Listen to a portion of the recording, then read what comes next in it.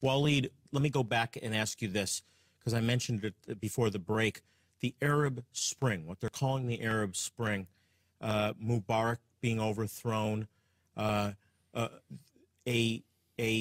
success for those that desire true democracy in the world. That's not really the case, is it? Absolutely not. We've seen Egypt. Egypt is gone. Libya is gone. Tunisia is gone. I mean, I know of Tunisia's Al-Nahda movement from the years I was in Chicago. I mean, there was Rashad al-Ghanouchi. He was a Muslim Brotherhood. Everybody knows that. Egypt. We've seen Egypt. I mean, they were not showing on the news what really was going on in Egypt. Tell us what really was going on, how this all was orchestrated. I mean, you had a secular so-called movement. And then on Friday prayer, the Muslim Brotherhood began their movement. And it was during that Friday after the prayer when you had the real revolution. We're talking about a radical Islamic group that was banned from Egypt in 1922 and was responsible for assassinating Sadat because of his plans for peace treaty with Israel. It's banned all over the Middle East. It was banned all over, except America. It's not banned. It's banned throughout the Middle East. In fact, Sheikh Qaradawi, the spear leader of the spirit, you know, the head and the brain of the Muslim Brotherhood is really Sheikh Yusuf al-Qaradawi. He took the stage on Victory Day in Tahrir Square. And how many Americans watched what happened in Egypt? Nobody.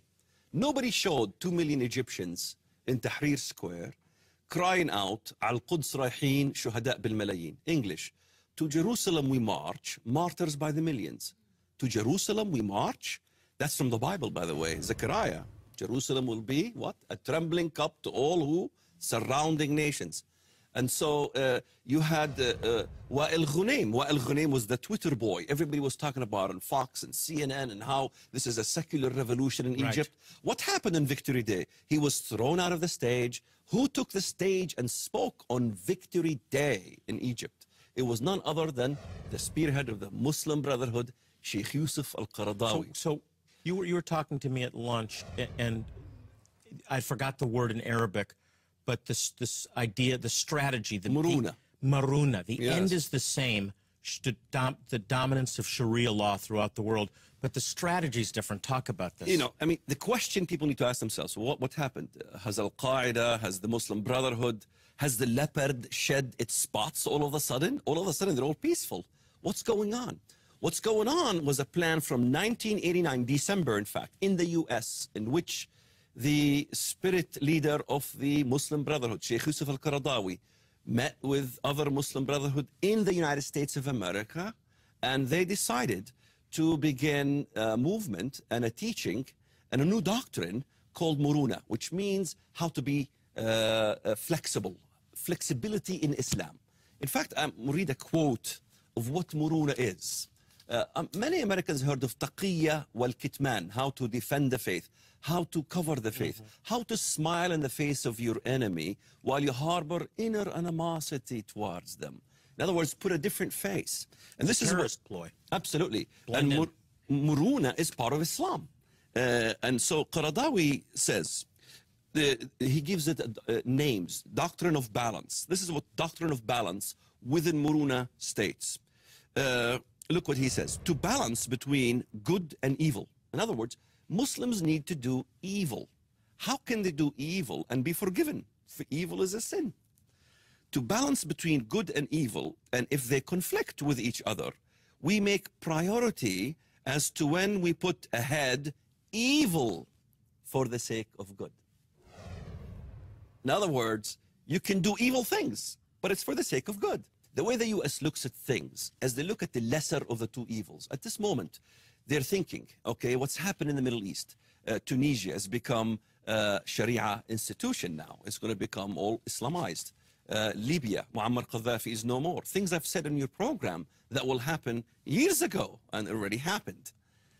Egypt is turning to Islamic. But the West is thinking, well, which one do we prefer?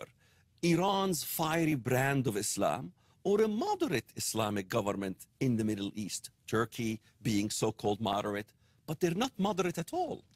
All what happened was that The Islamists learn from the experiment of Al-Qaeda. Osama bin Laden is no more. They learn from the experiment of Iran. You see, cyber rattling, nuclear. They said, we need to gain the West first. This is Muruna. You have to be stealth to gain the power, to topple all the governments throughout the Middle East.